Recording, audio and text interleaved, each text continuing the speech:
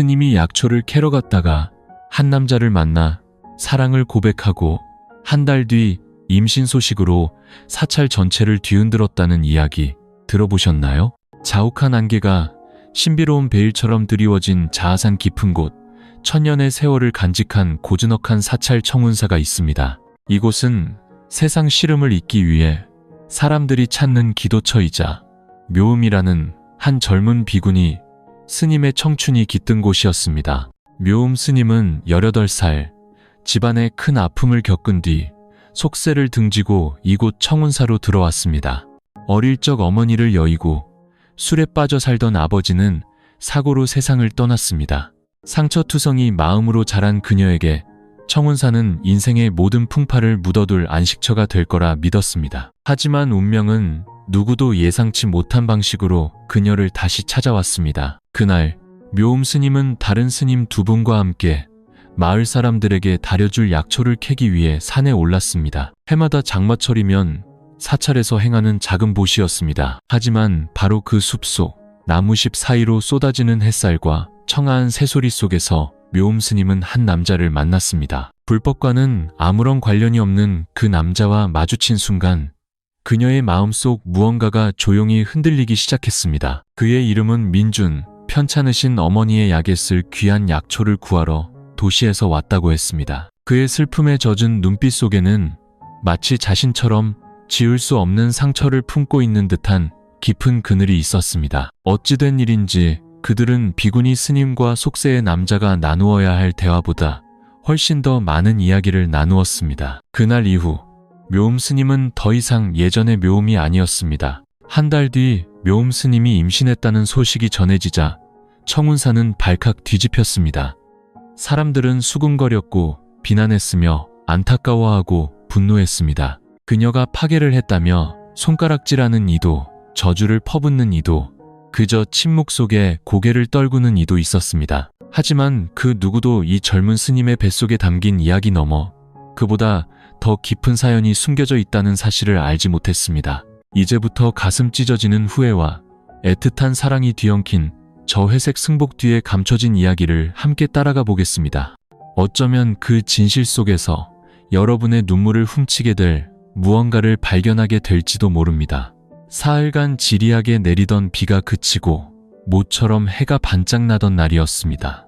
청운사의 주지 스님은 젊은 비구니 스님 셋을 불러 약초를 캐오라 이르셨습니다. 그 중에 묘음 스님도 있었습니다. 24, 가장 어린 그녀는 아직 앳된 얼굴을 하고 있었지만 그 두 눈에는 늘 깊은 슬픔이 담겨 있는 듯했습니다. 늘 다니던 익숙한 길이었습니다. 절 뒷마당에서 시작되는 오솔길을 따라 풀밭을 지나고 보랏빛 진달래가 만발한 언덕을 넘어 약초가 많은 작은 숲으로 향했습니다. 묘음 스님은 맨 뒤에서 텅 빈 대나무 바구니를 든 채 물처럼 고요히 걸었습니다. 그녀는 언제나 가장 말이 없었지만 그 마음속에는 누구의 짐작보다 더 많은 생각들이 흐르고 있었습니다. 하지만 그날 진달래 언덕을 지날 무렵 그녀는 낯선 사람과 마주쳤습니다. 그는 무언가 귀한 것을 찾는 듯 허리를 숙여 풀포기 사이를 헤치고 있었습니다. 발소리를 들은 그가 고개를 들었고 그 순간 시간은 멎는 듯 했습니다. 두 사람의 시선이 마주친 것은 찰나였지만 서로의 발걸음을 멈추게 하기엔 충분했습니다. 묘음 스님이 걸음을 멈춘 것은 그가 너무 잘생겼거나 멋있어서가 아니었습니다. 바로 그의 눈빛 때문이었습니다. 그 눈빛은 임종을 앞둔 어머니의 눈빛과 어딘가 모르게 닮아 있었습니다. 깊고 슬프고 수많은 사연을 담고 있는 듯한 눈. 그의 이름은 민준, 관절염으로 고생하시는 어머니를 위해 한방 약초를 구하러 왔다고 했습니다. 사람들에게 물어물어 진통에 좋다는 희귀한 약초를 찾으러 산에 올랐지만 좀처럼 찾기가 어렵다고 했습니다. 묘음 스님은 자신이 왜 걸음을 멈췄는지, 왜 허리를 숙여 그에게 약초 하나하나를 가르쳐 주었는지 알 수 없었습니다. 함께 온 스님들이 어서 가자고 불렀을 때 왜 두 분 먼저 가세요? 저는 조금 뒤에 따라가겠습니다. 라고 나지막이 말했는지도 몰랐습니다. 사람들은 흔히 수행자의 마음은 티끌 하나 없는 고요한 호수와 같아야 한다고 말합니다. 하지만 그 순간 묘음의 마음에는 작은 파문이 일었습니다. 그들은 많은 말을 나누지 않았습니다. 약초를 다 알려준 뒤 민준이 고맙다고 인사하며 돌아서려다 다시 물었습니다. 혹시 여기 사시는 분이신가요? 저는 저 산마루에 있는 청운사라는 절의 비구니입니다. 아, 그 진달래 언덕이 내려다 보이는 곳에 있는 절 말입니까? 묘음 스님은 고개를 끄덕였습니다. 그녀는 자신이 왜 미소 지었는지 몰랐고 아마 그 미소가 그날 오후 민준이 읍내로 돌아가는 내내 그의 머릿속을 떠나지 않았다는 것도 몰랐을 겁니다. 그리고 약초 바구니를 들고 절로 돌아온 그녀 역시 문득문득 그의 눈빛을 떠올렸습니다. 기억해서는 안 될 눈빛이었지만 마치 흰 종이 위에 흠집처럼 마음속에 선명하게 새겨졌습니다. 그날 밤 청운사는 옅은 우윳빛 안개에 잠겨 있었습니다. 법당에서는 규칙적인 목탁 소리가 울려 퍼졌고 은은한 향냄새가 돌로 된 회랑을 따라 흘렀습니다. 묘음 스님은 예불을 드리는 비구니 스님들의 맨 뒷줄에 앉아 있었습니다. 입으로는 익숙한 경전을 읊고 있었지만 마음은 여느 때처럼 고요하지 않았습니다. 절에 들어온 이후로 단 한 번도 이토록 마음이 흔들린 적은 없었습니다. 과거의 상처에 괴로워한 적도 이곳에 남을지 떠날지를 고민한 적도 있었습니다. 돌아가신 어머니와 술주정뱅이 아버지에게 맞던 날들을 떠올리며 밤새 소리 없이 운 적도 있었습니다. 하지만 그 모든 것은 오랜 세월이 지나며 땅에 스며드는 빗물처럼 잦아들었습니다. 그런데 단 한 번의 만남, 한 번의 눈빛, 한 번의 미소가 그녀를 정해진 궤도에서 벗어나게 만들었습니다. 예불이 끝난 후 가장 연장자인 원주 스님이 다가와 그녀의 어깨에 손을 얹었습니다. 묘음, 오늘 마음에 근심이 있는 게로구나. 묘음 스님은 순간 움찔했습니다. 그녀는 붉어진 눈을 감추려 고개를 숙인 채 나지막이 답했습니다. 아닙니다, 스님. 오늘 조금 피곤해서 그렇습니다. 원주 스님은 더 이상 묻지 않았습니다. 오래 수행한 이는 묻지 않아도 아는 법입니다. 그저 자비로운 눈빛으로 그녀를 바라본 뒤 조용히 자신의 방으로 돌아갔습니다. 묘음 스님은 자리에서 일어나 흐트러진 승복을 여미고 천천히 회랑을 걸었습니다. 그리고는 안개 속의 보랏빛으로 펼쳐진 진달래 언덕이 바로 내려다 보이는 툇마루에 멈춰 섰습니다. 밤바람에 젖은 풀냄새가 실려왔습니다. 묘음 스님은 눈을 감고 길게 숨을 들이쉬었습니다. 그때 그녀는 언덕 아래 누군가 서 있는 것을 보고 저도 모르게 깜짝 놀랐습니다. 민준이었습니다. 오늘 아침에 만났던 바로 그 남자. 그는 약초가 든 주머니를 손에 든 채 고개를 들어 절 쪽을 바라보고 있었습니다. 부르는 소리도 다가오는 발걸음도 없었습니다. 그저 무언가 말하고 싶은 듯한 눈빛만이 그곳에 있었습니다. 묘음 스님은 뒤로 한 걸음 물러섰습니다. 심장이 세차게 뛰었지만 차마등을 돌릴 수는 없었습니다. 다음 날 아침 모두가 공양 준비로 분주한 사이 그녀는 조용히 약초를 더 캐러 마을에 내려가겠다고 허락을 구했습니다. 어제 약초를 충분히 캐지 못했으니 아주 그럴듯한 이유였습니다. 하지만 그녀의 마음속에 스스로도 아직 인정하고 싶지 않은 계획이 숨어 있다는 것을 누가 알았을까요? 어제 그를 만났던 언덕 중턱에 이르렀을 때 그녀는 걸음을 멈췄습니다. 그리고 마치 보이지 않는 손이 정해놓기라도 한 듯 그가 그곳에 있었습니다. 우연이 아니라 기다림이었습니다. 다시 오실 줄 알았습니다. 민준이 안도한 눈빛을 감추지 못하며 나지막이 말했습니다. 묘음 스님은 대답 대신 고개를 숙인 채 바구니 손잡이를 꽉 쥐었습니다. 왜인지 모르겠지만 다시 한번 만나고 싶었습니다. 어제 이후로 제 마음이 이상합니다. 공기가 갑자기 무겁게 내려앉았고 바람도 멎었습니다. 드넓은 숲속에는 두 사람의 희미한 숨소리와 세차게 뛰는 심장 소리만이 울려 퍼졌습니다. 그리고 예상치 못한 일이 일어났습니다. 묘음 스님이 고개를 들었습니다. 그녀의 눈빛은 더 이상 비구니 스님의 그것이 아니었습니다. 저도 마찬가지입니다.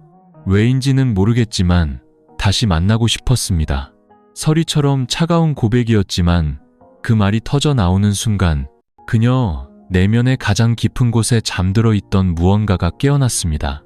그리고 그것은 돌이킬 수 없는 갈림길의 시작이었습니다. 두 번째 만남 이후 묘음 스님은 더 이상 예불 중에 박자를 놓치지 않을 수 없었고 참선 중에 마음을 다스릴 수도 없었습니다. 그녀는 여전히 승복을 입고 목탁을 치고 대중 속에서 묵묵히 지냈지만 그 마음은 더 이상 온전히 부처님께 향해 있지 않았습니다. 그 후로 며칠 동안 그녀는 종종 약초를 더 구하러 산을 내려갔습니다. 언제나 딱 맞는 시간, 그럴듯한 이유, 주어진 책임에 따른 행동이었습니다. 하지만 사실 그것은 그녀와 민준이 낡은 숲속, 이끼 낀 바위와 햇살을 가려주는 고목 아래에서 몰래 만나는 시간이었습니다. 민준은 그녀의 과거를 묻지 않았고 어째서 그녀 같은 여인이 스님이 되었는지 궁금해하지도 않았습니다. 그는 그저 바라보고 들어주고 다정한 말들을 건넬 뿐이었습니다. 때로는 몇 시간 동안 아무 말 없이 나란히 앉아있기도 했습니다. 하지만 바로 그 침묵이 그녀에게 평온을 주었습니다. 그것은 참선과는 다른 종류의 평온, 지난 7년간의 출가 생활 동안 한 번도 느껴보지 못했던 부드러운 감각이었습니다. 어느 날 오후 가랑비가 내렸습니다. 두 사람은 한 나무 아래서 비를 피했습니다. 묘음 스님은 빗방울에 반짝이는 나무십들을 올려다보며 문득 물었습니다. 만약 제가 스님이 아니었다면 저와 결혼하고 싶었을까요? 그 질문은 그녀 자신도 놀라게 했습니다. 민주는 한참 동안 그녀를 바라보다가 가볍게 고개를 끄덕였습니다. 당신이 평범한 사람이었다면 저는 이미 당신을 제 곁에 두고 싶었을 겁니다. 꾸밈없는 대답이었지만 그녀의 심장을 내려앉게 하기에는 충분했습니다. 수년 만에 처음으로 그녀는 자신이 계율에 묶인 수행자가 아니라 진짜 여자처럼 느껴졌습니다. 그날 밤 절로 돌아온 묘음 스님은 평소처럼 자신의 방으로 가지 않았습니다. 그녀는 관세음보살상 아래 자욱한 향 연기 속에서 무릎을 꿇었습니다. 두 손을 모았지만 어떤 경전도 입 밖으로 낼 수 없었습니다. 그녀는 울었습니다. 누구도 알지 못했고 오직 바람 소리와 처마 끝에서 낡은 기둥을 두드리는 빗소리만이 그녀와 함께했습니다. 그녀는 두세 개의 경계에 서 있었습니다. 한쪽은 자신이 선택한 길, 청정하게 평생을 절에 바치는 삶. 다른 한쪽은 속세의 한 남자로 인해 요동치는 심장. 평생 마음을 닫고 살 수 있을 거라 생각했습니다.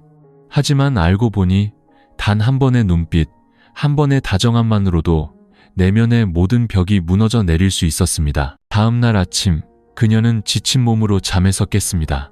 몸에 걸친 승복이 어찌나 무겁게 느껴지던지 거울을 보니 자신의 눈이 더 이상 막지 않다는 것을 알 수 있었습니다. 그 안에는 욕망의 흔적, 다른 여자들처럼 사랑받고 사랑하고 세상과 맞닿고 싶은 갈망의 얼룩이 번지기 시작했습니다. 그리고 어느 비 내리는 저녁, 황혼이 금빛 가루처럼 땅에 쏟아지던 순간 그녀는 민준의 어깨에 머리를 기댔습니다. 아무 예고 없이 그저 마음이 너무 멀리 길을 잃어버렸기 때문이었습니다. 묘음 스님이 민준의 어깨에 머리를 기댄 그 순간부터 모든 것은 그녀가 지키려 했던 경계를 넘어섰습니다. 더 이상 약초를 핑계로 한 은밀한 만남도 단순한 관심에 머무는 눈빛도 아니었습니다. 그날의 가벼운 접촉은 짧았지만 자신이 더 이상 온전한 비구니 스님이 아님을 깨닫게 하기에 충분했습니다. 진달래의 언덕에서 절로 돌아오는 길, 그녀의 손에는 여전히 약초 바구니가 들려 있었지만 발걸음은 떨리고 있었습니다. 그 바구니 안에는 처음으로 숲의 잎사귀뿐만 아니라 민준의 글씨가 적힌 작은 쪽지도 들어 있었습니다. 만약 저를 떠나기로 선택한다면 내가 기다릴게. 그녀는 쪽지를 서랍장 깊숙이 숨겼지만 마음속에서는 숨길 수 없었습니다. 밤마다 그녀는 소박한 방에 누워 낡은 기와지붕을 스치는 바람 소리를 들으며 타는 듯한 마음에 잠 못 이뤘습니다. 서늘한 산사의 밤 공기 속에서 오히려 가슴부터 배, 목까지 온몸이 뜨거워지는 것을 느꼈습니다. 원주 스님은 무언가 감지한 듯 했습니다. 한 번은 두 사람이 부엌에서 함께 공양을 준비할 때 나지막이 말했습니다. 묘음, 출가하는 이들은 모두 마음의 상처를 안고 오지. 하지만 모두가 승복 뒤에 숨는 것으로 그 상처를 치유하려 하지는 않아. 그녀는 깜짝 놀라 손에 들고 있던 젓가락을 바닥에 떨어뜨렸습니다. 대답도 감히 고개를 들어 스님을 쳐다보지도 못했습니다. 잘못된 줄 알면서도 멈출 수가 없습니다.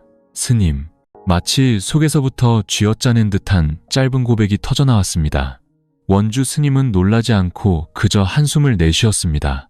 이미 마음을 주었다면 진심을 다해 죽어라. 하지만 한순간의 나약함 때문에 평생을 후회하며 살지는 말거라. 그날 밤 묘음 스님은 예불에 참석하지 않았습니다.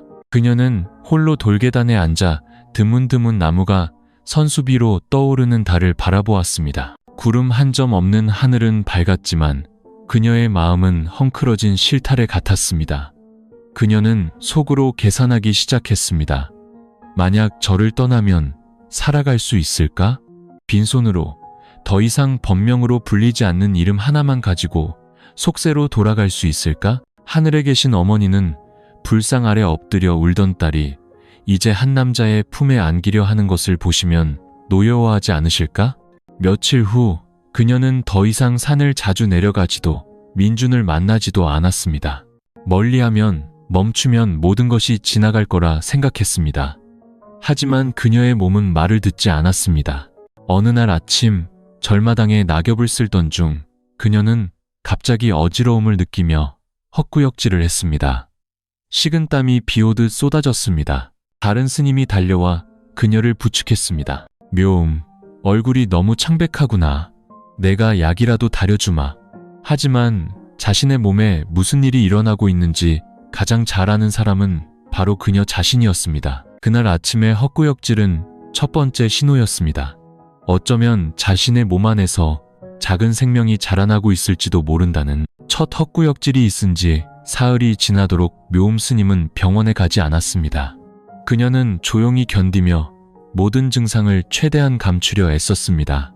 두려웠습니다. 다른 사람에게 발각되는 것이 아니라 마음으로는 이미 알고 있지만 이성으로는 감히 인정할 수 없는 사실과 마주해야 한다는 것이 두려웠습니다. 법당에 들어설 때마다 눈앞에 거대한 불상을 볼 때마다 마음이 두 갈래로 찢어지는 듯 했습니다. 한쪽은 거의 10년간 그녀를 지탱해온 믿음, 다른 한쪽은 한순간의 나약함이 낳은 결과, 만약 그녀의 짐작이 맞다면 이 고요한 사찰 전체를 뒤흔들기에 충분한 결과였습니다. 그날 밤 달이 높이 떴을 때 묘음 스님은 방을 나와 숲을 가로질러 읍내로 향했습니다. 아무도 모르게 조용히. 그녀는 삿갓을 쓰고 스카프를 둘러 마치 밤늦게 약을 사러 가는 산골 아낙네처럼 꾸몄습니다. 가파른 언덕길 끝에 있는 작은 한약방, 마을 사람들이 용하고 입이 무겁다고 칭찬하던 박 할머니가 있는 곳이었습니다. 생리가 며칠이나 늦었소? 할머니가 그녀의 손목에 가볍게 손을 얹고 맥을 짚으며 물었습니다. 묘음 스님은 고개를 숙인 채 모기만 한 목소리로 답했습니다. 거의 2주일입니다. 할머니는 아무 말 없이 고개를 끄덕이더니 임신 테스트기를 꺼내 주었습니다. 화장실에 들어간 그녀는 손이 너무 떨려 테스트기를 놓칠 뻔했습니다. 그리고 선명하게 나타난 2줄. 그녀는 그 자리에 얼어붙었습니다. 박 할머니는 그녀를 한참 바라보다가 조용히 물었습니다. 청운사 사람이지? 묘음 스님은 화들짝 놀라 고개를 끄덕였다가 다시 저었습니다. 예전에 스님이었지만 저는, 할머니는 한숨을 내쉬었습니다. 그녀에게 따뜻한 생강차 한 잔을 건네며 말했습니다.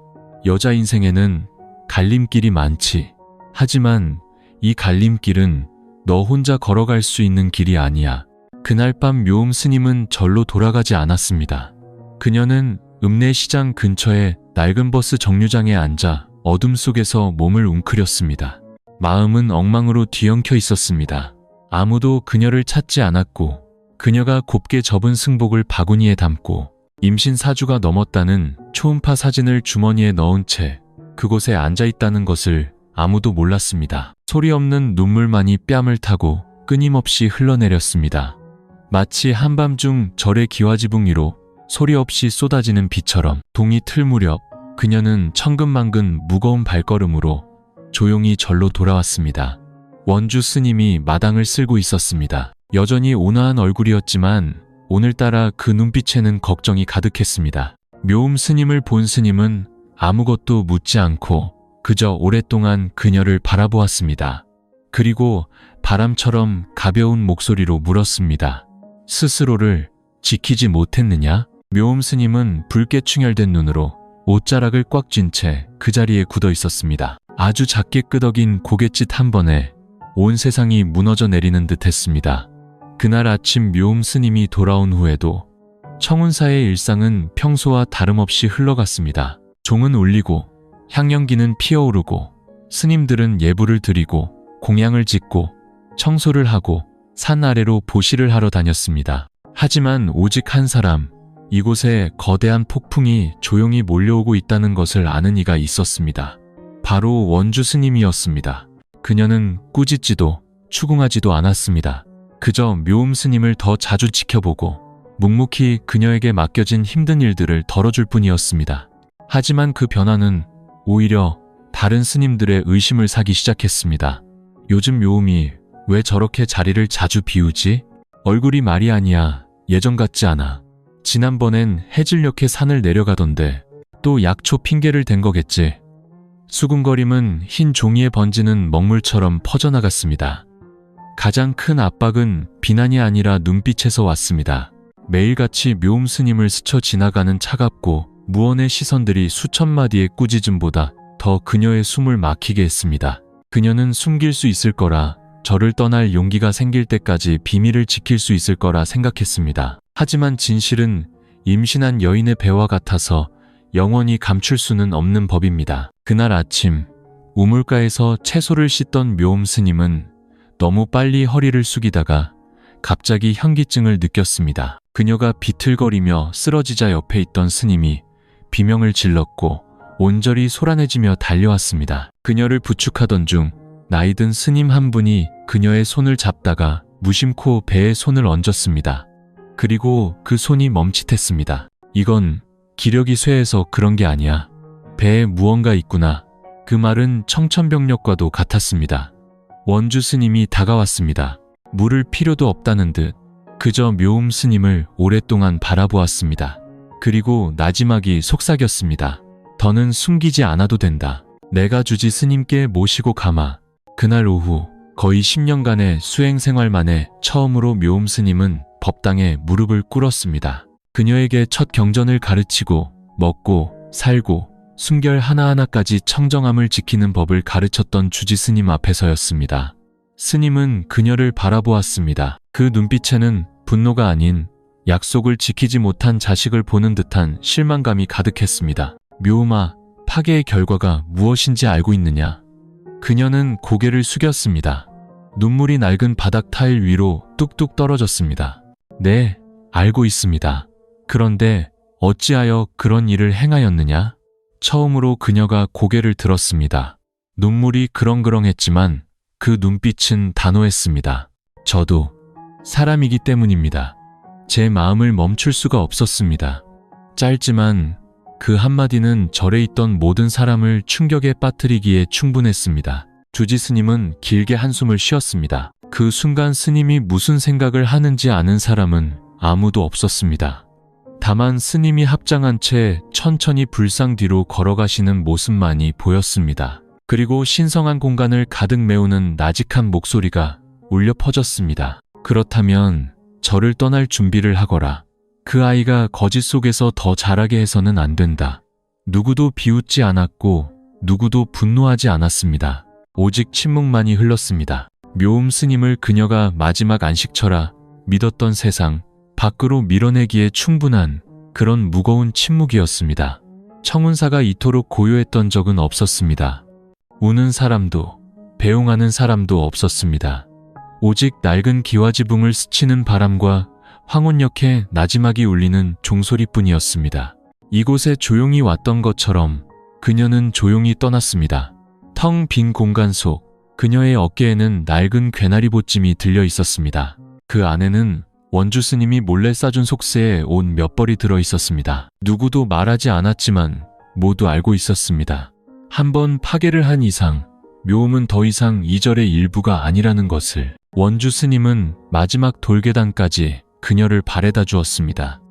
늙고 주름진 손이 떨리며 그녀의 손을 꼭 잡았습니다. 이제 너는 더 이상 스님이 아니다. 하지만 사람으로서 다시 시작할 권리는 있다. 부디 올바르게 살고 내 아이가 어미를 부끄러워하지 않게 하거라. 그 말은 용서이자 작별 인사였습니다. 묘음은 고개를 끄덕였지만 차마 말을 잇지 못했습니다. 목이 메어 눈물이 뺨을 타고 땀과 뒤섞여 흘러내렸습니다. 그녀는 등을 돌려 한 걸음 한 걸음 산을 내려갔습니다. 보찜은 가벼웠지만 마음은 돌덩이처럼 무거웠습니다. 등 뒤에는 한때 의지했던 절의 지붕이, 앞에는 한 번도 살아갈 준비를 해본 적 없는 세상이 펼쳐져 있었습니다.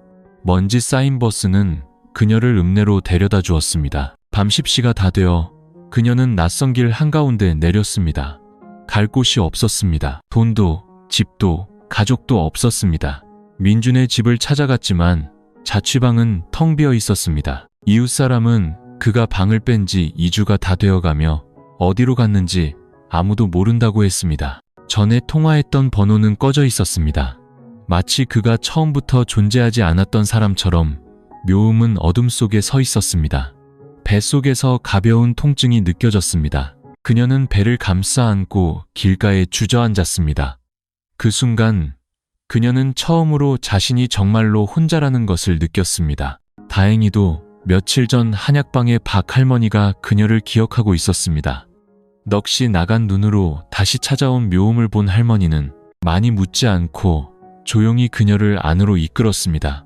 따뜻한 물 한 잔과 빵 한 조각을 건네며 말했습니다. 무슨 일이든 며칠 여기서 지내거라. 생각이 정리되면 그때 다시 생각해보자. 그날 밤 묘음은 작은 나무 침대에서 잠이 들었습니다. 바람이 드나드는 창가, 배는 여전히 아팠지만 마음은 조금씩 평온을 되찾기 시작했습니다. 더 이상 절의 종소리도 경전 외는 소리도 번명도 없었습니다.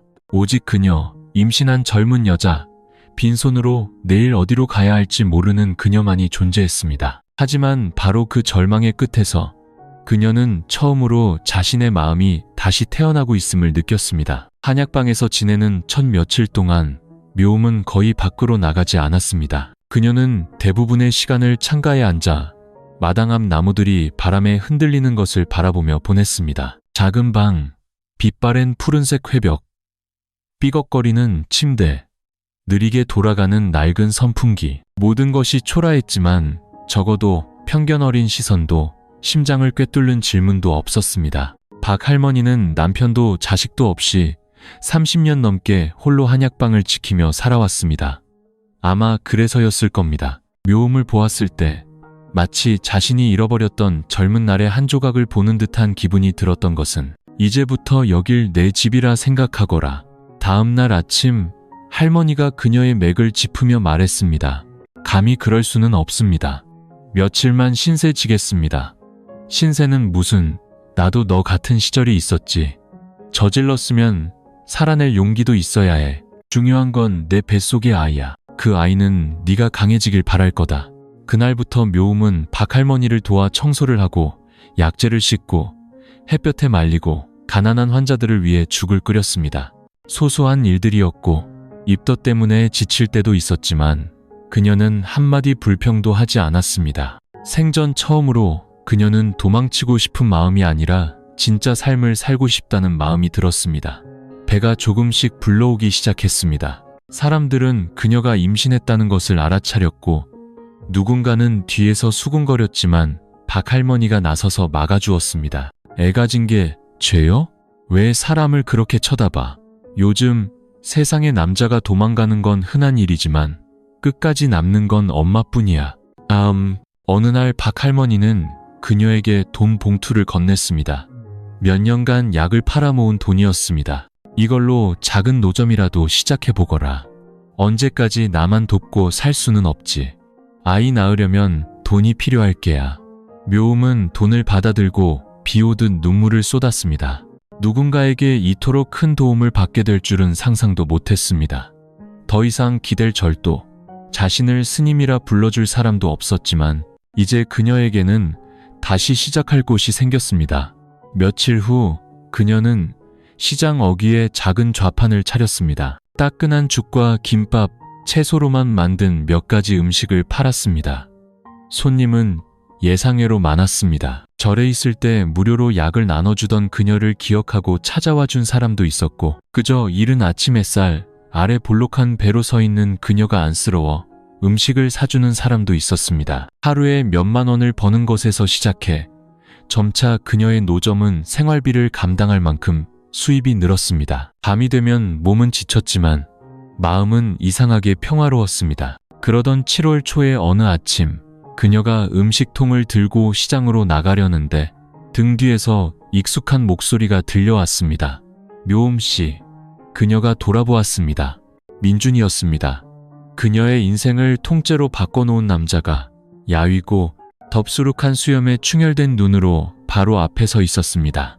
그녀는 반걸음 뒤로 물러섰습니다. 무의식적으로 손이 배 위로 올라갔습니다. 두려워서가 아니었습니다. 그녀는 더 이상 그의 어깨에 머리를 기댔던 그 여자가 아니었기 때문입니다. 묘음은 민준을 오랫동안 바라보았습니다. 얼굴은 예전 그대로였지만 햇볕에 그을리고 수척해져 훨씬 늙어 보였습니다. 그 순간 잊었던 기억들이 한꺼번에 밀려왔습니다. 진달래 언덕 첫눈에 반했던 눈빛, 숲속에서 나누었던 속삭임, 그리고 그가 흔적도 없이 사라졌다는 것을 알았을 때 한약방에서 홀로 배를 부여잡고 목 놓아 울었던 그 밤까지 그녀는 가만히 서 있었습니다. 더는 보고 싶지 않아요. 바람처럼 희미한 목소리였습니다. 여긴 어쩐 일이에요? 민준이 다가오려다 거리를 둔 채 멈춰 섰습니다. 그의 눈에는 고통이 가득했습니다. 도망친 게 아니에요. 사고가 났었어요. 그녀는 그 자리에 굳었습니다. 사고라고요? 네.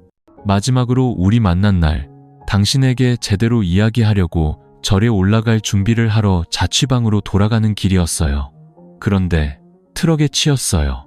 거의 2주 동안 의식이 없었고 깨어나 보니 휴대폰도 지갑도 다 사라졌어요. 누구 번호도 기억나지 않았고요. 도립병원에 한 달 넘게 누워 있었어요. 겨우 몸을 추스르자마자 당신을 찾아 나섰어요. 묘음의 손이 떨렸습니다. 믿어야 할지 말아야 할지 알 수 없었지만 그의 눈빛은 거짓말을 하는 사람의 것이 아니었습니다. 그럼 회복하고 나서 왜 절로 찾아오지 않았어요? 민준이 고개를 숙였습니다. 목이 맨 목소리였습니다. 갔었어요. 하지만 사람들이 당신이 저를 떠났다고, 어디로 갔는지 아무도 모른다고 했어요. 온 읍내를 다 뒤졌지만 아무 소식도 없었어요. 난 당신이 모든 걸 버리고 도망친 줄 알았어요. 그녀는 웃었지만 눈에서는 눈물이 흘렀습니다. 도망친 게 아니에요. 내 인생의 전부였던 곳에서 쫓겨났을 뿐이에요. 이 뱃속의 아이 때문에. 그녀는 배에 손을 얹었습니다. 목이 메었습니다. 알아요? 처음 며칠 동안은 아무도 쳐다볼 수 없었고 고개도 들 수 없었고 내 이름조차 부를 용기가 없었어요. 하지만 이 아이를 위해 살았어요. 민준의 몸이 떨렸습니다.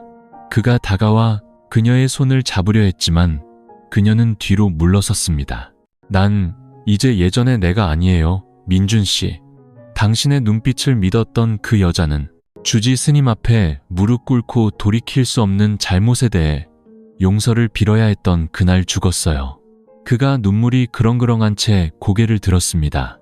그럼 모든 걸 만회할 기회를 한 번만 줄 수 없을까요? 그녀는 오랫동안 침묵했습니다. 고개를 끄덕이지도 젓지도 않았습니다. 그저 나지막이 말했습니다. 더는 당신에게 바라는 거 없어요. 하지만 진심이라면 약속이 아니라 행동으로 보여주세요. 그날 민준은 돌아가지 않았습니다. 그는 시장 어귀에서 그녀가 장사를 마칠 때까지 기다렸습니다.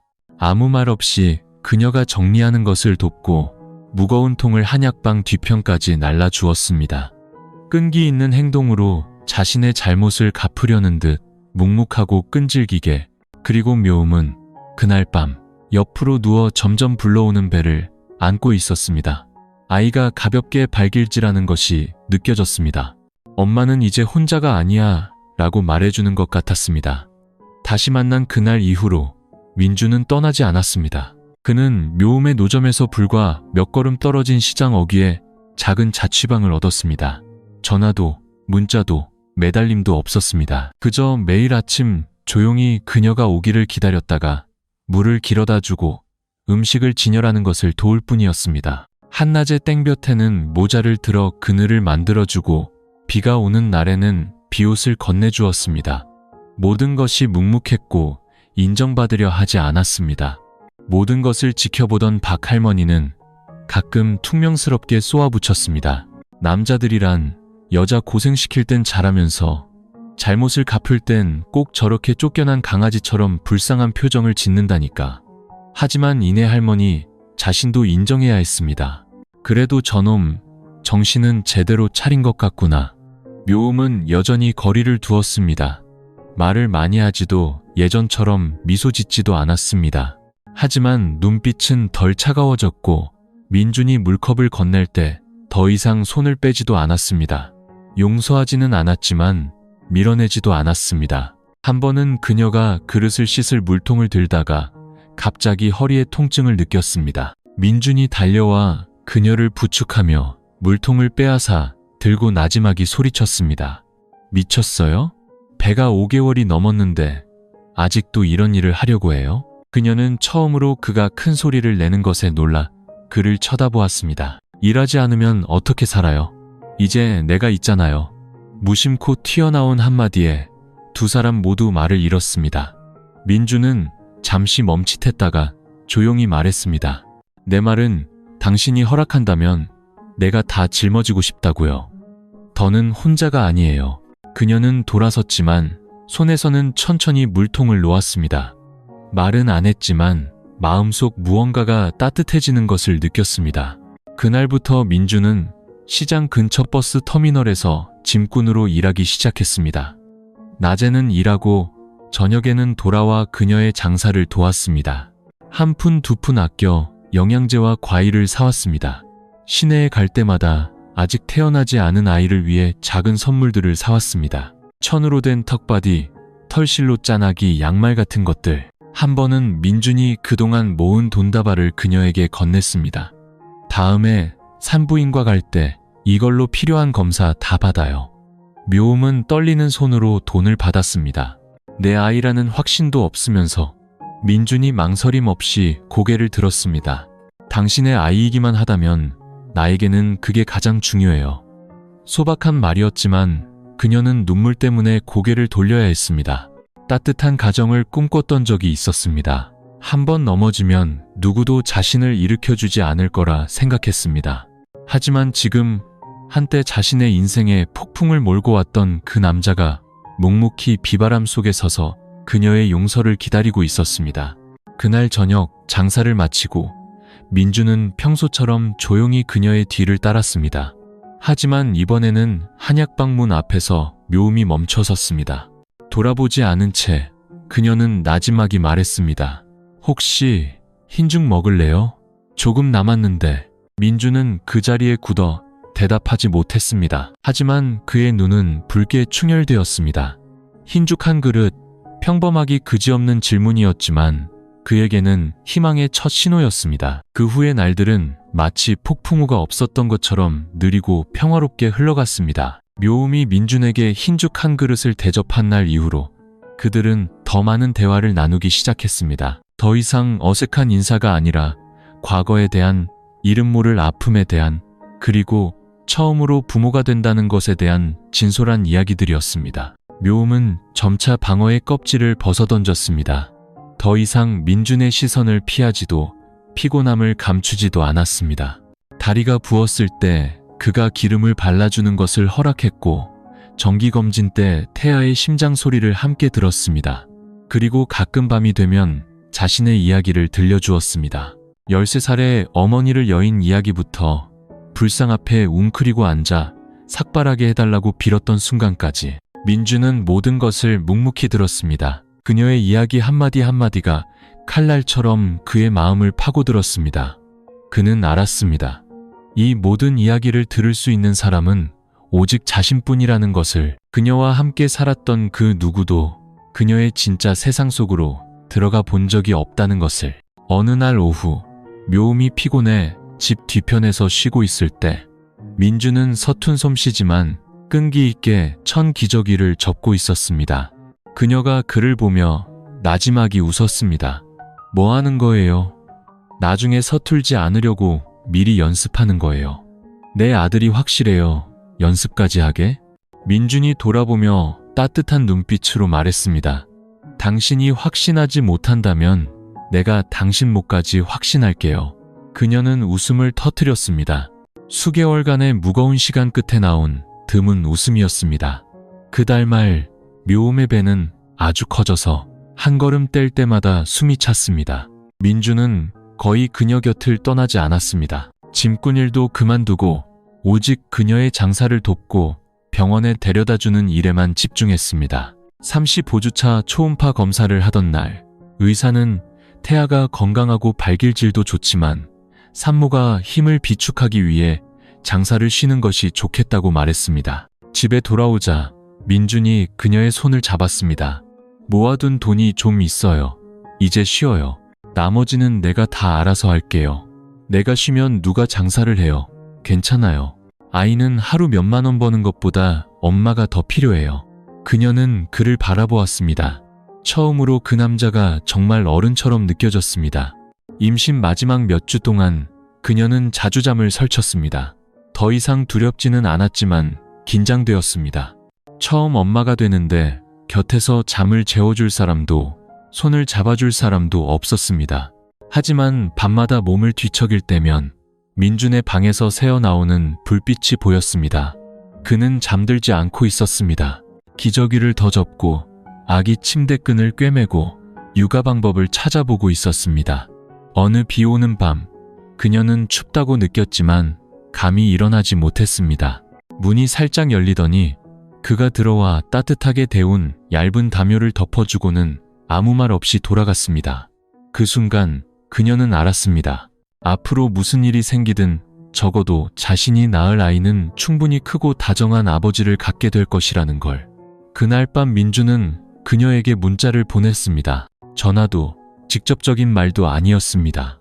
아이가 태어나는 날 내가 가장 먼저 안아줄게. 당신에게는 빚을 졌지만 아이에게는 무엇 하나 부족하게 하지 않을 거야. 묘음은 문자를 읽고 답장하지 않았습니다. 그저 배에 가만히 손을 얹고 미소 지으며 속삭였습니다. 아가야, 아빠가 밖에서 너를 기다리고 있단다. 그날 밤은 거센 비가 쏟아졌습니다. 바람이 낡은 한약방의 양철 지붕을 세차게 때렸습니다. 하늘을 찢는 듯한 천둥 소리에 작은 산골 마을 전체가 흔들렸습니다. 묘음은 계속해서 몸을 뒤척였습니다. 오후부터 배가 은근히 아파왔지만 여느 때처럼 가벼운 진통이려니 생각했습니다. 하지만 새벽 이시가 가까워지자 통증은 뚜렷해졌고 식은땀이 흐를 정도로 길게 이어졌습니다. 그녀는 침대 가장자리를 붙잡고 일어섰습니다. 그 순간 따뜻한 물줄기가 배 아래로 터져 나왔습니다. 양수가 터진 것이었습니다. 그녀는 당황했지만 애써 침착하려 했습니다. 옆방의 박 할머니를 부르기 위해 벽을 두드리면서 동시에 휴대폰을 더듬어 민준에게 짧은 문자를 보냈습니다. 진통이 왔어요. 단 3분 뒤 민준이 바람처럼 달려왔습니다. 창백해진 얼굴, 떨리는 손으로 그는 그녀를 침대에서 부축해 내렸습니다. 며칠 전부터 미리 준비해둔 배낭을 메고 그녀에게 비옷을 입힌 뒤 그녀를 업고 큰 길까지 거의 1km를 달렸습니다. 구급차가 기다리기로 한 곳이었습니다. 비는 억수같이 쏟아졌고 바람이 얼굴을 때렸지만 민주는 멈추지 않았습니다. 숨을 헐떡이며 달리는 동안 등은 타는 듯이 아팠지만 그는 오직 한마디만을 외쳤습니다. 조금만 힘내요. 정신 잃으면 안 돼. 아기가 기다리고 있어. 분리병원에 불이 환하게 켜져 있었습니다. 비가 너무 많이 오고 너무 늦은 시간이라 복도는 텅 비어 있었습니다. 간호사들이 황급히 이동 침대를 분만실로 밀고 들어갔습니다. 민주는 밖에서 기다려야 했습니다. 평생 처음으로 사고와 가난, 상실에 맞서 싸웠던 그 강인한 남자가 어린아이처럼 온몸을 떨며 서 있었습니다. 그는 벽에 머리를 기댄 채 두 손을 꽉 쥐었습니다. 저 안에서 한때 비구니 스님이었고 모든 것을 포기했던 그녀가 작은 생명을 낳기 위해 숨을 몰아쉬고 있었습니다. 그 생명은 그녀의 반쪽이자 그의 반쪽이었습니다. 새벽 5시가 가까워질 무렵 우렁찬 아기 울음소리가 터져 나왔습니다. 생명력으로 가득 찬 소리였습니다. 간호사가 문을 열고 민준을 향해 손짓했습니다. 산모 아버님, 민준이 달려갔습니다. 간호사가 꼼지락거리는 붉은 핏덩이를 안고 있는 것을 본 순간 그의 심장이 멎는 듯 했습니다. 아들이에요. 3.2kg이고 눈은 감고 있지만 울음소리는 병원 전체를 울리네요. 간호사가 아기를 그의 품에 안겨주었습니다. 평생 처음으로 민준은 자신이 너무나 작게 느껴졌습니다. 온몸이 떨렸지만 눈빛은 전에 없던 행복으로 빛나고 있었습니다. 안녕 아가. 그는 목이 메어 속삭였습니다. 아빠가 왔어. 회복실에서 묘음은 거의 3시간에 걸친 진통 끝에 잠들어 있었습니다. 얼굴은 창백하고 입술은 말라 있었지만 아기 울음소리를 듣자 눈꺼풀이 미세하게 떨렸습니다. 민준이 들어와 조용히 아기를 그녀의 가슴 위에 올려놓았습니다. 아기의 피부가 엄마의 피부에 닿자 묘음이 눈을 떴습니다. 그녀는 아기를 보고 이어서 민준을 보았습니다.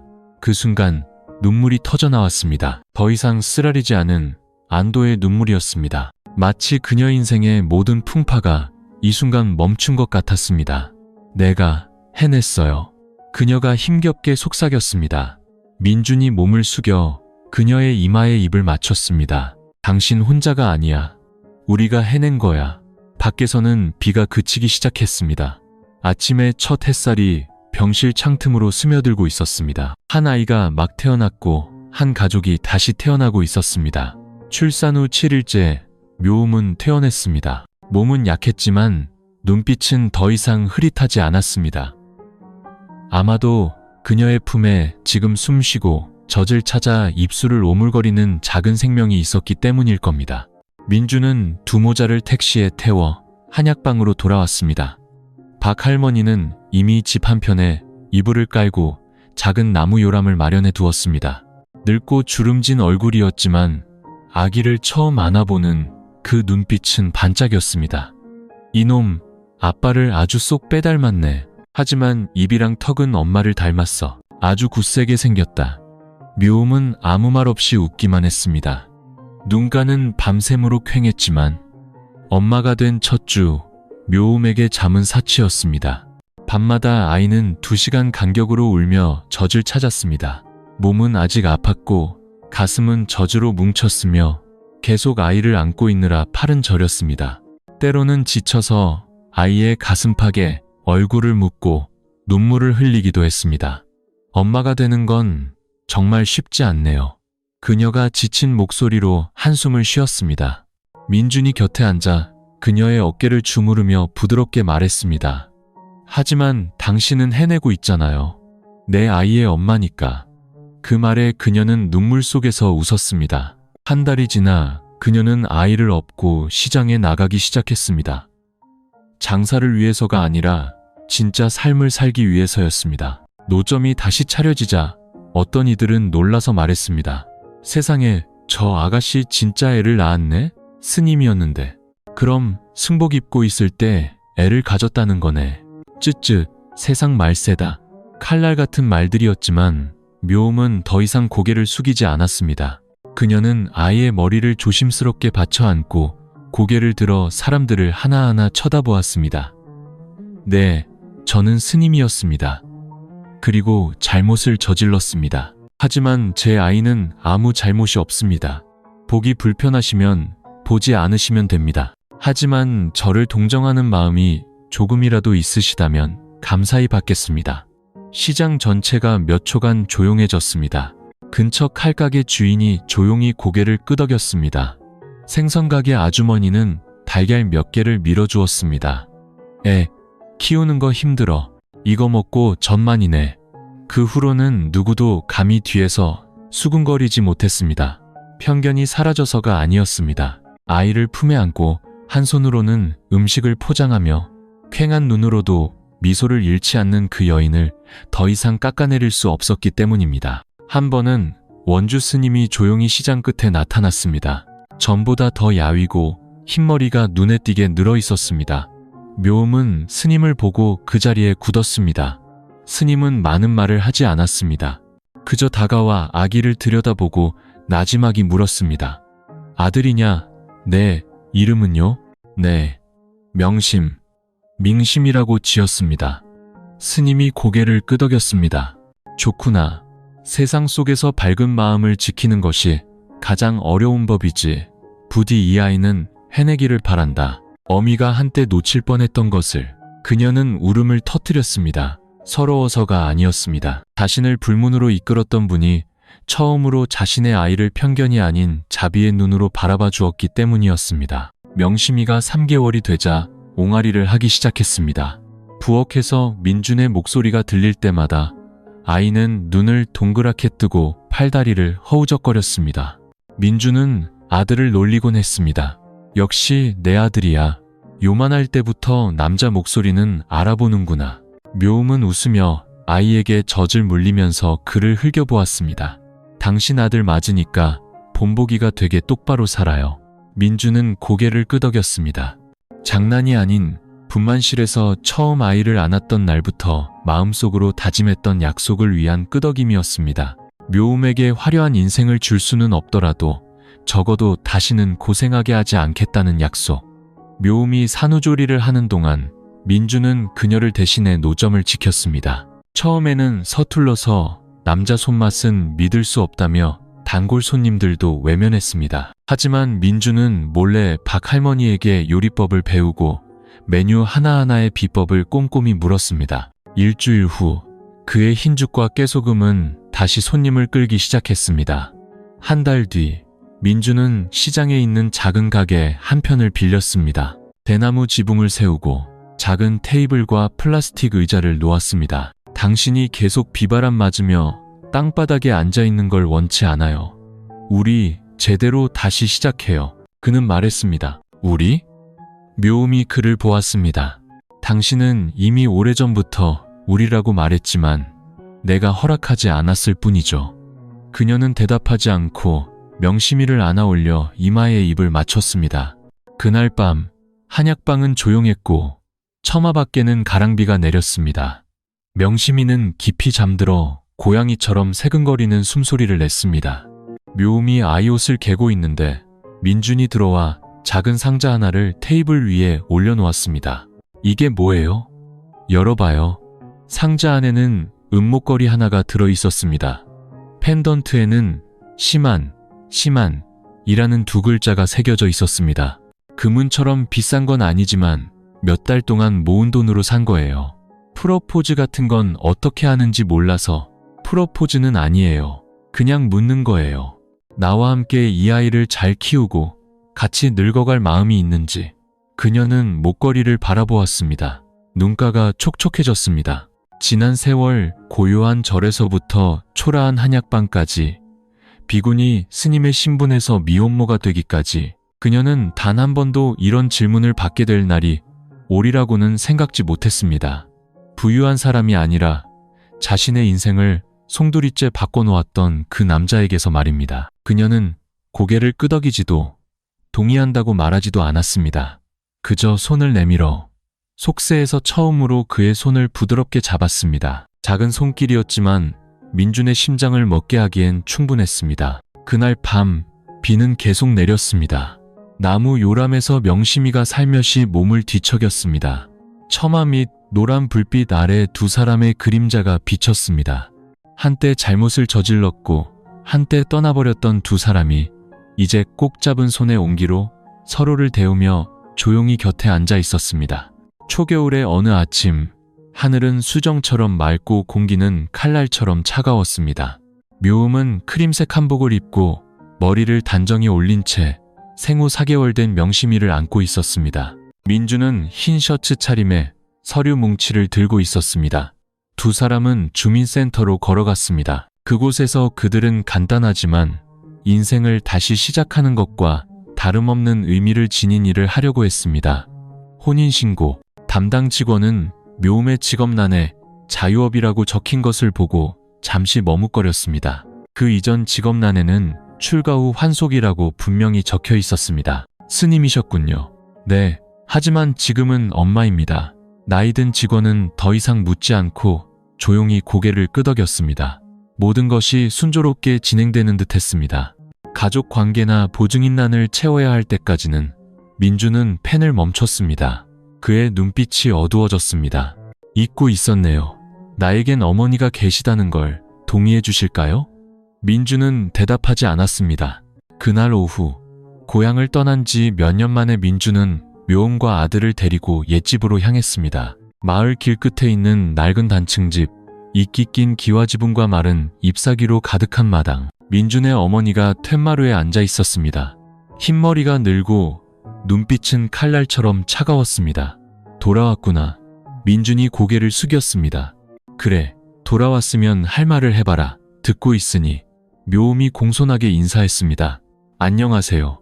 어머님, 저는 알고 있다. 어머니가 말을 끊었습니다. 내 아들을 2년 동안 집에서 사라지게 만든 그 여자라는 거. 민준이 나섰습니다. 어머니, 제 말은 아직. 어머니는 묘음을 머리부터 발끝까지 훑어보았습니다. 한복, 묶은 머리, 품에 안긴 아이. 네가 스님이었다고? 면도날처럼 날카로운 질문이었습니다. 묘음은 멈칫하며 대답하지 못했습니다. 그녀는 명심이를 가슴에 더 가까이 끌어안고 손을 꼭 쥐었습니다. 민준이 그녀 앞으로 나서며 막아섰습니다. 어머니, 저는 어머니께 아내를 맞이하겠다고 허락을 구하러 온 거지 용서를 빌거나 예쁨 받으러 온 게 아닙니다. 저희가 여기까지 오기 위해 얼마나 많은 일을 겪었는지 이해만 해주시면 됩니다. 승복을 입고 아이를 뱄다면서 이제 와서 결혼을 허락해달라고? 민준아, 넌 조상의 명예를 생각하지도 않느냐? 묘음은 손을 꽉 쥐었습니다. 얼굴은 창백해졌지만 눈빛은 여전히 침착했습니다. 어머님, 어머님의 동정을 구하러 온 것이 아닙니다. 다만 어머님의 손주를 봐주시길 바랍니다. 이 아이는 민준 씨의 핏줄입니다. 그리고 아무 죄가 없습니다. 어머니는 침묵했습니다. 잠시 후 그녀는 자리에서 일어나 등을 돌려 집 안으로 들어갔습니다. 나는 수행자의 길을, 그것도 중간에 포기한 여자를 며느리로 받아들인 적 없다. 문이 닫혔습니다. 울음도 다툼도 없었습니다. 오직 차가운 거절만이 남았습니다.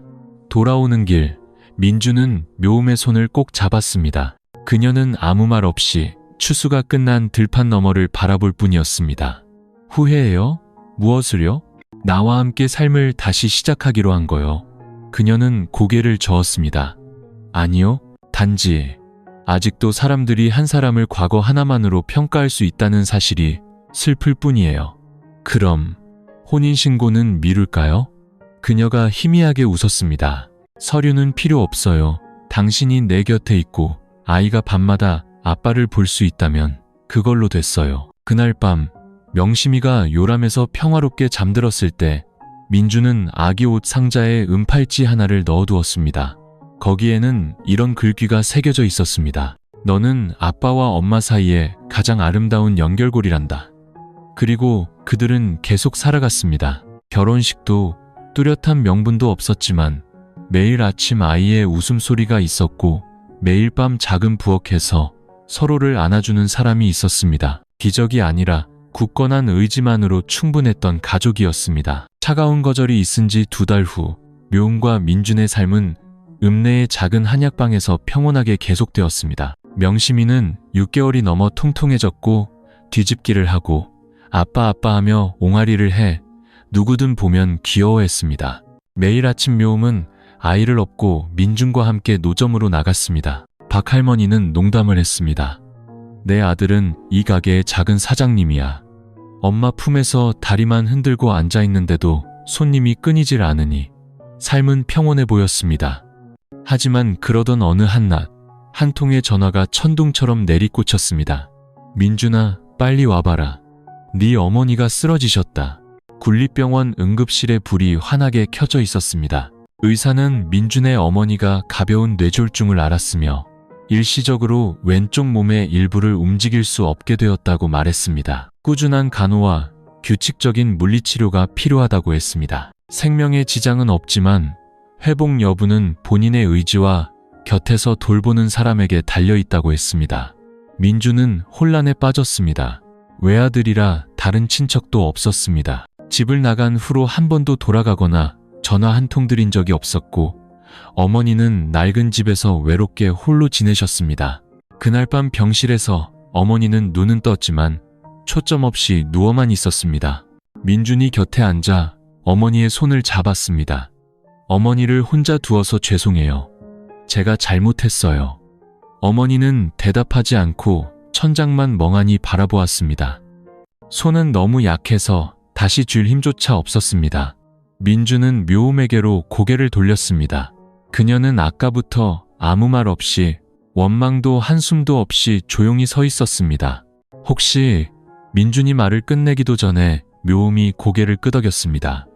제가 어머님을 돌볼게요. 그날부터 묘음은 두 곳을 오갔습니다. 아침에는 가게에서 일하고 점심에는 아이를 안고 병원으로 와서 오후에는 수건을 갈고 죽을 떠먹이고 저녁에는 굳어버린 어머니의 손가락 하나하나, 다리 근육 하나하나를 주물렀습니다. 한때 경멸의 눈빛으로 그녀를 보았던 사람은 이제 자신이 받아들이지 않았던 며느리의 손길 아래 무력하게 누워 있었습니다. 처음 며칠 동안 어머니는 협조하지 않았습니다.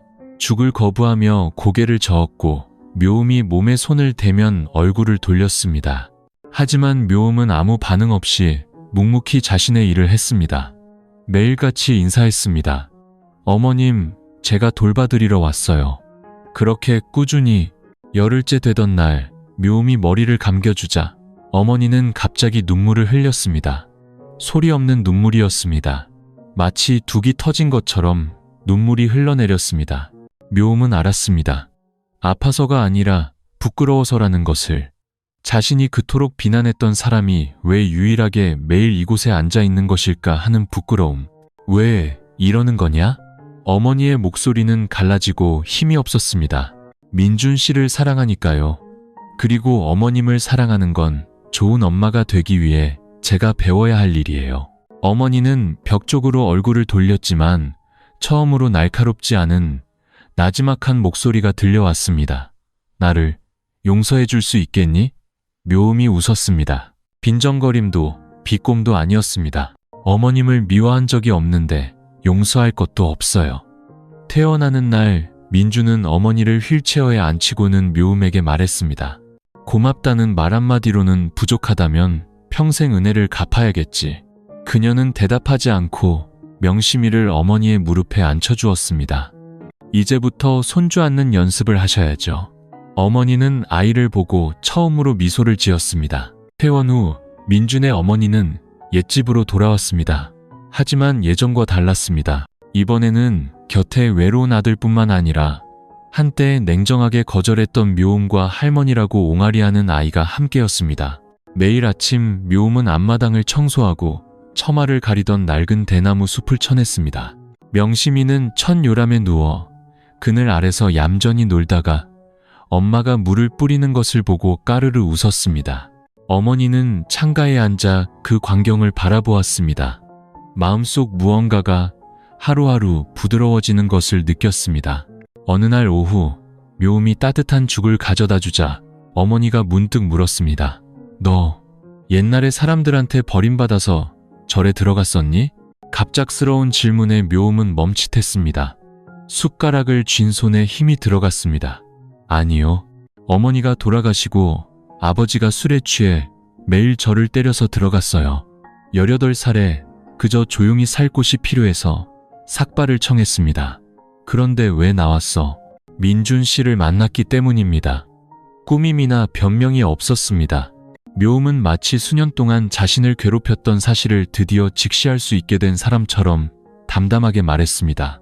어머니는 오랫동안 침묵하며 밖을 내다보았습니다. 저녁 햇살이 꿀처럼 마당에 쏟아져 나무십 사이에서 반짝였습니다. 잠시 후 그녀가 테이블 위에 손을 얹고 천천히 말했습니다. 나는 네가 돌을 저버린 사람이라고 생각했다. 남자를 위해 수행을 포기하는 것은 수치라고. 하지만 매일 네가 끓여주는 죽, 매일 밤 네가 주물러주는 손발, 매번 네가 저 아이를 내게 안겨주며 뽀뽀하게 해줄 때마다 깨달았다. 자비심보다 더 큰 돈은 없다는 것을. 그리고 너는 그걸 가지고 있구나. 묘음은 입술을 깨물고 고개를 숙였습니다. 가슴이 뭉클했습니다. 어머님이 저를 받아주시길 바라지 않아요. 그저 다른 사람들처럼 평범하게 살게만 해주세요. 어머니가 고개를 저었습니다. 그리고 민준도 묘음도 예상치 못한 일을 했습니다. 그녀는 약한 몸을 일으켜 마당 한가운데로 천천히 걸어가 묘음 앞에 섰습니다. 묘음아, 내가 줄 것은 아무것도 없다. 하지만 만약 사과가 필요하다면 내가 너에게 두 손 모아 빌겠다. 그리고는 정말로 두 손을 모아 고개를 숙였습니다. 묘음은 경악했습니다. 막 들어서던 민준도 그 자리에 얼어붙었습니다. 그녀가 달려가 어머니를 부축했습니다. 어머님, 이러지 마세요. 나는 고집불통이었고 내가 옳다고만 생각했다. 하지만 내 아들을 저렇게 바르게 만든 사람이 바로 너다. 어머니의 목소리가 떨렸습니다. 나는 도를 모르지만 오늘만큼은 너를 진심으로 감사하며 며느리라 부르고 싶다. 그날 저녁, 몇 년 만에 처음으로 그 낮은 지붕에 부엌에서 세 사람이 함께 밥을 먹었습니다. 화려한 음식도 격식도 없었습니다. 오직 시래기국 냄새, 짭짤한 생선조림, 그리고 할머니, 밥하며 옹알이하는 아이의 소리뿐이었습니다. 식사가 끝날 무렵 어머니는 옷 주머니에서 낡은 주민등록 등본을 꺼내 테이블 위에 올려놓았습니다. 내일 너희들 가서 다시 혼인신고하거라.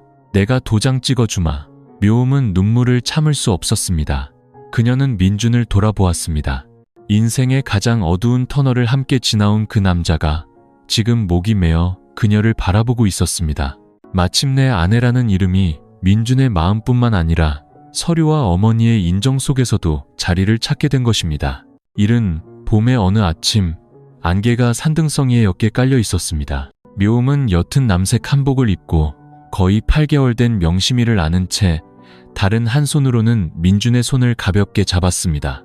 세 사람은 구불구불한 오솔길을 따라 청운사로 향했습니다. 그녀가 다른 이름과 전혀 다른 신분으로 처음 발을 들였던 바로 그곳으로 절은 여전했습니다. 이끼 낀 기와지붕, 흰 벽, 반쯤 닫힌 산문은 마치 잠든 듯 고요했습니다. 절 마당에서는 어린 동자승들이 작은 새처럼 제잘거리며 낙엽을 쓸고 있었습니다. 몇몇 스님들이 그녀를 알아보고 잠시 멈칫했습니다. 묘음, 그녀가 고개를 숙여 인사했습니다. 목소리는 작았지만 분명했습니다. 네, 옛사람입니다. 오늘은 무언가를 청하러 온 것이 아니라 감사 인사를 드리러 왔습니다. 원주 스님이 선방에서 나왔습니다. 전보다 더 야위고 머리는 거의 하얗게 새었지만 눈빛은 여전히 맑고 자비로웠습니다. 스님은 명심이를 보고 희미하게 미소 지었습니다. 예전 시장에서 만났을 때처럼 슬픔이 깃든 미소가 아니었습니다. 아이가 참 건강하고 총명해 보이는구나.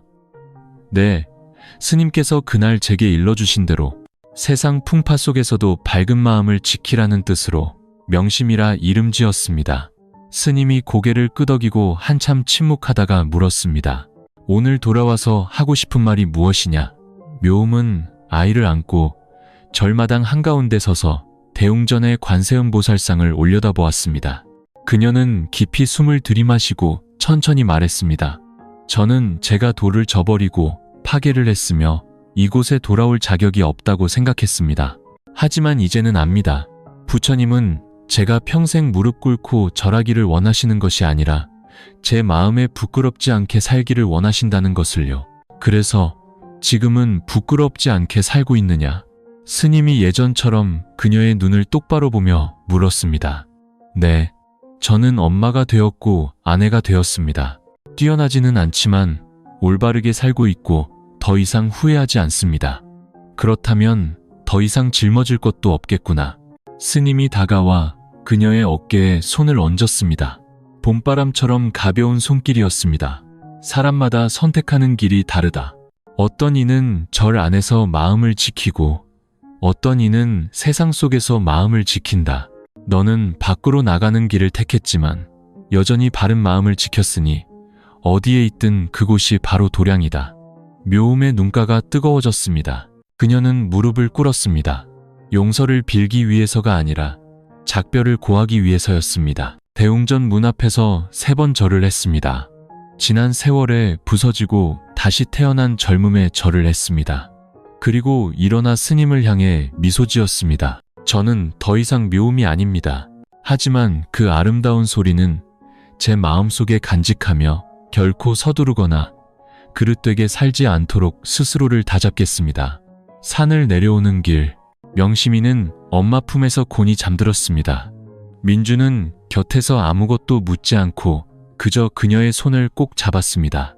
하늘은 푸르고 멀리서 들려오는 절의 종소리가 은은하게 울려 퍼졌습니다. 원망도 미련도 없이 낡은 장이 닫혔습니다. 이제부터 묘음은 세상 속의 평범한 여인이지만 은혜를 잊지 않을 만큼 깊은 과거와 그 어느 때보다 굳건하게 살아갈 만큼 밝은 미래를 마음속에 품고 있었습니다. 청운사에 다녀온 후 묘음의 마음은 짐을 덜어낸 듯 가벼워졌습니다. 더 이상 과거에 얽매이지도 누구의 시선도 피할 필요가 없었습니다. 그녀는 아이를 안고 시장에 가고 손님들과 웃으며 이야기하고 거리 한복판에서 민준의 손을 잡았습니다. 평범한 여자였지만 풍파를 겪으며 단련된 심장으로 매 순간을 살아갔습니다. 명심이는 아주 빨리 자랐습니다. 돌도 되기 전에 아장아장 걸었고 아침마다 마당으로 뛰어나가 아빠 아빠하고 또렷하게 불러 박 할머니를 웃게 했습니다. 이놈, 나중에 이 시장 골목대장이 되겠구먼. 어느 날 민준과 함께 노점을 정리하던 묘음이 불쑥 말했습니다. 우리 채식 식당을 하나 열까요? 민준이 놀랐습니다. 정말 열 생각이에요? 네, 깊이 생각해봤어요.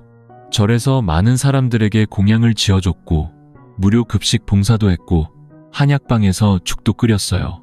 이제 우리에겐 자본도 있고 실력도 있어요. 중요한 건 제 과거의 일부를 새로운 신분으로 다시 살고 싶다는 거예요. 민주는 자랑스러운 눈빛으로 그녀를 바라보았습니다. 채식 식당이라면 이름은 당신이 지어야죠. 뭐라고 할 건데요? 식당 이름은 심한이요. 그녀가 멈칫했습니다. 그 이름은 예전에 그가 선물했던 은목걸이에 새겨져 있던 두 글자였습니다. 당신의 마음이 편안할 곳만 있다면 어디든 집이 될 수 있다고 그가 말했던 바로 그 이름. 2달 후 심한이라는 식당이 정식으로 문을 열었습니다. 낡은 단층집을 개조해 대나무 테이블 몇 개를 놓고 등불을 걸고 입구에 연꽃 화병을 둔 소박한 가게였습니다. 메뉴는 채소탕, 오향장두부, 버섯볶음, 연자죽 등 몇 가지뿐이었지만 손님들로 문전성시를 이루었습니다. 맛이 있어서 오는 사람도 묘음을 아껴서 오는 사람도 한때 스님이었고 시장에서 아이를 업고 있던 여자가 이제 사장님이 된 것을 보러 오는 사람도 있었습니다. 벽에 묘음은 손글씨로 작은 팻말을 걸었습니다. 손님이 많기를 바라지 않습니다. 다만 서로를 먹여 살릴 만큼의 진심만 있으면 족합니다.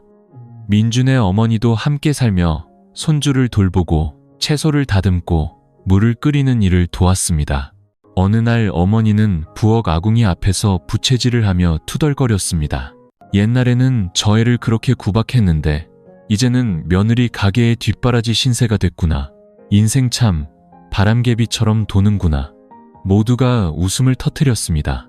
묘음은 그저 대답했습니다. 인과응보예요, 어머니.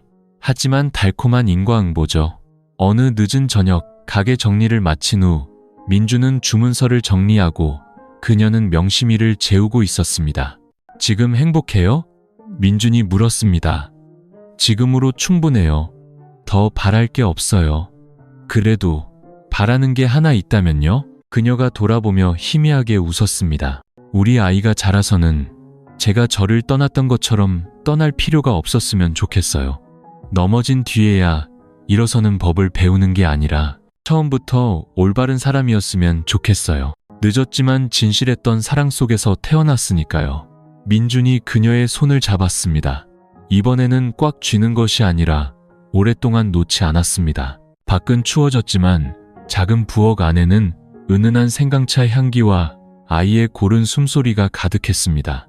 두 사람은 알았습니다. 결혼식도 웨딩드레스도 없이 오직 믿음과 용서할 줄 아는 과거만으로 따뜻한 가정을 이루었다는 것을. 연말 채식 식당 심한이 사흘간의 명절 휴업에 들어갔을 때 묘음은 명심이를 데리고 꽃시장에 갔습니다. 아이는 노란 국화 화분들 사이를 아장아장 뛰어다니며 엄마, 엄마 하고 불러 사람들의 다정한 시선을 끌었습니다.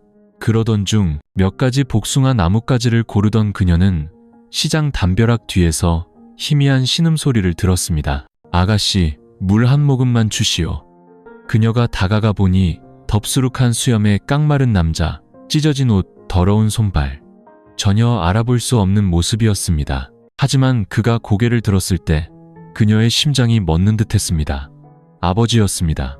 자신의 친아버지, 단지 술에 취했다는 이유로 한밤중에 자신의 뺨을 때렸던 남자, 어머니의 영정사진마저 태워버렸던 사람, 13살 딸을 아무도 믿지 못하는 아이로 만들었던 사람, 그리고 지난 10여 년간 그녀가 단 한 번도 다시 아버지라 부르지 않았던 바로 그 사람.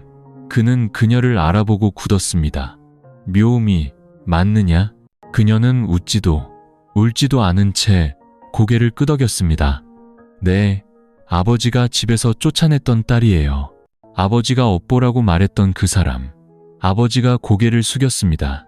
모래 섞인 듯한 목소리였습니다. 아비는 이제 아무것도 남은 게 없다.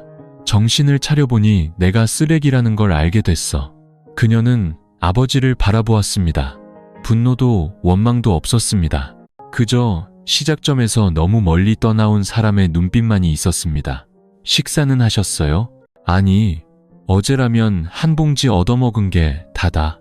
그녀는 명심이를 안아 올리고는 길가의 국수 가게를 향해 말했습니다. 여기 뜨거운 국수 한 그릇 주세요.